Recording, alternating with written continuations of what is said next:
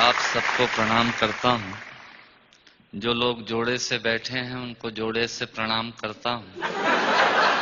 जो विवाहित किसी कारण से अकेले बैठे हैं उनसे निवेदन करता हूँ कि घर जाकर मेरी तरफ से चरण स्पर्श पहुँचाएं।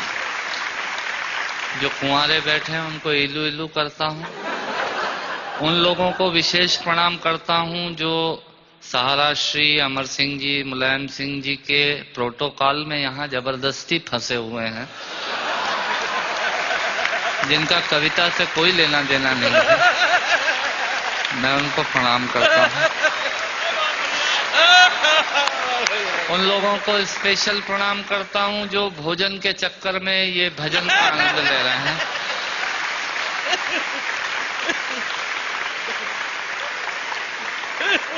हंसना सिर्फ आदमी के नसीब में है।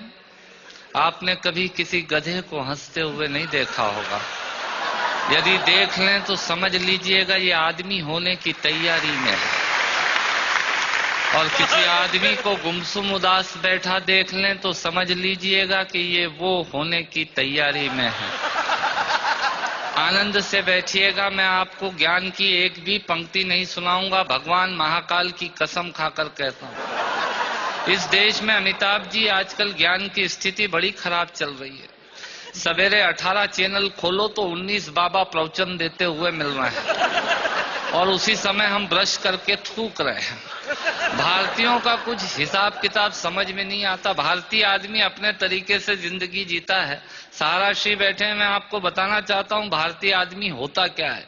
बेसिकली भारतीय आदमी वो होता है जो टूथब्रश के आगे वाले हिस्से के खराब हो जाने के बाद चाकू को गर्म करके उस पोर्शन को काटता है और बचे हुए हिस्से से पजामे में नाड़ा डालने का यंत्र बनाता है। ये होता है भारतीय आदमी। इधर से तालियां कम बज रही हैं, इधर का मामला ठीक है। मुझे याद है भारतीय आदमी हीथ्रो एयरपोर्ट पे, लंदन में हीथ्रो पे एयरपोर्ट पे मशीनें लगी हुई हैं पॉलिश करने की जूतों पे। एक पैर डालो पॉलिश हो जाती है, दूसरा पैर डालो पॉलिश होने के बाद वो पैर पकड़ लेती है, फिर उसमें 50 सेंट्स डालिए तो वो पैर छोड़ती है। भारतीय पहुंचा एक, उसने एक पैर एक मशीन में पॉलिश हो गई, दूसरा पैर दूसरी मशीन में फंसा दिया। मुलायम सिंह जी, मरण तो उस आदमी का हुआ जो अंग्रेज आया। उसने जैसे ही पहला पैर फंसाया मशीन ने पैर पकड़ लिया, उसकी काउंटिंग में तो 2 हो गए। भारतीय आदमी ये होता है। मैं आपसे निवेदन करता हूं, आज यहाँ हमारे दिलीप चौबे जी और राकेश पांडे जी मुझे एंटरटेन कर रहे थे, बता रहे थे ये 325 एकड़ में फैला हुआ है सहारा शहर। मैं आपके लिए जानकारी देता हूं, सहारा शहर 325 एकड़ में नहीं फैला हुआ है। सहारा आजकल इन दिनों देश में एक विचार बन गया है जो पूरे देश में यत्र तत्र सर्वत्र नजर आता है। हथौड़े ने चाबी से पूछा, सुन चाबी, लोहा तो तेरे पास कम है, ताकत तेरे पास कम है, पर तू ताले को इतनी सरलता से कैसे खोल लेती है और मुझे खोलने में बहुत ताकत लगती है। तब चाबी ने हथौड़े को जवाब दिया कि सुन हथौड़े, लोहा और ताकत तेरे पास ज्यादा है, पर तू ताले की ऊपरी सतह को छूता है और मैं ताले के अंतर मन तक जाती हूँ और उससे निवेदन करती हूँ और वो खुल जाया करता है।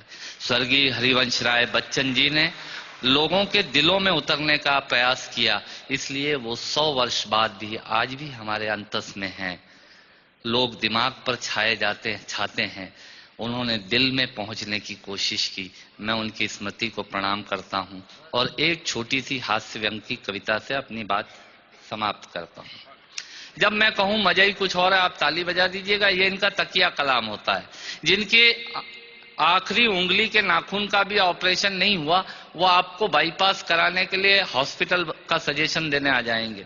ये होते हैं रायचंद। सुनिएगा, आनंद लीजिएगा और ऑब्जर्वेशन देखिएगा। दांतों से नाखून काटने का, छोटों को जबरदस्ती डांटने का, पैसे वालों को गाली बकने का, मूंगफली के ठेले से मूंगफली चखने का, कुर्सी पे बैठ के कान में पेन डालने का और रोडवेज की बस की सीट में से स्पंज निकालने का। मजा ही कुछ और है, मजा ही कुछ और है। एक ही खूंटी पे ढेर सारे कपड़े टांगने का। साइकोलॉजी है, एक ही खूंटी पे ढेर सारे कपड़े टांगने का, नए साल पे दुकानदार से कैलेंडर मांगने का। ये एक शौक होता है। क्यों सेठ जी इस बार कैलेंडर वैलेंडर नहीं आए क्या?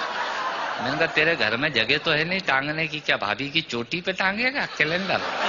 पर आदमी मांगता जरूर है, फोकट की डायरी और कैलेंडर मांगने का, एक ही खूंटी पे ढेर सारे कपड़े टांगने का, नए साल पे दुकानदार से कैलेंडर मांगने का, चलती रेल में चढ़ने का, दूसरों की चिट्ठियां पढ़ने का, मांगे हुए स्कूटर को तेज भगाने का, और खुद को नींद नहीं आने पे पत्नी को जबरदस्ती जगाने का। मजा ही कुछ और है, मजा ही कुछ और है। चोरी से फल फूल तोड़ने का, खराब ट्यूबलाइट और मटकों को फोड़ने का, पड़ोसन को घूर घूर के देखने का। भैया ऐसे खुश हो रहे हैं जैसे उनका चरित्र चित्रण हो रहा है। चोरी से फल फूल तोड़ने का, खराब ट्यूबलाइट और मटकों को फोड़ने का, पड़ोसन को घूर घूर के देखने का, अपना कचरा दूसरे के सामने फेंकने का, बाथरूम में बेसुरा गाने का और थूक से टिकट चिपकाने का। मजा ही कुछ और है, मजा ही कुछ और है। ऑफिस में लेट आने का, फाइल को जबरदस्ती दबाने का, चाट वाले से फोकट की चटनी डलवाने का। भैया थोड़ी चटनी देना। ऑफिस में लेट आने का, फाइल को जबरदस्ती दबाने का, चाट वाले से फोकट की चटनी डलवाने का, बारात में प्रेस किए हुए कपड़ों पे फिर से प्रेस करवाने का, ससुराल में साले से पान मंगाने का और साली की पीठ पे धोल जमाने का। मजा ही कुछ और है, मजा ही कुछ और है। ब्याज के माल से मलाई खाने का, थर्ड क्लास ससुराल को फर्स्ट क्लास बताने का। ससुराल किसी की बुरी नहीं होती, और साला तो विवेकानंद जी से कम बुद्धिमान किसी का होता ही नहीं है। और ब्याज के माल से मलाई खाने का, थर्ड क्लास ससुराल को फर्स्ट क्लास बताने का, पंगत में बैठ के एक ही सब्जी के लिए दो दोने लगाने का, आरती में सबसे ज्यादा फटा हुआ नोट चढ़ाने का, दूसरे के टेलीफोन से चिपकने का, गुटके और पान इधर उधर पिचकने का, कमजोर से बेमतलब लड़ने का और पत्नी को रोज रोज परेशान करने का। मजा ही कुछ और है। मित्रों, श्रोताओं को भी कविता सुनाने का मजा ही कुछ और होता है, पर मन मेरा उस वक्त रोता है जब मजे के लिए शब्द अपने अर्थ खो जाते हैं, और कुछ श्रोता तो बैठे बैठे ही सो जाते हैं, और कुछ श्रोता तो बैठे बैठे ही सो जाते हैं। यदि आप जीवित और जागृत हैं तो प्रमाण बताइए। कविता खत्म करता हूँ, तालियां बजाइए।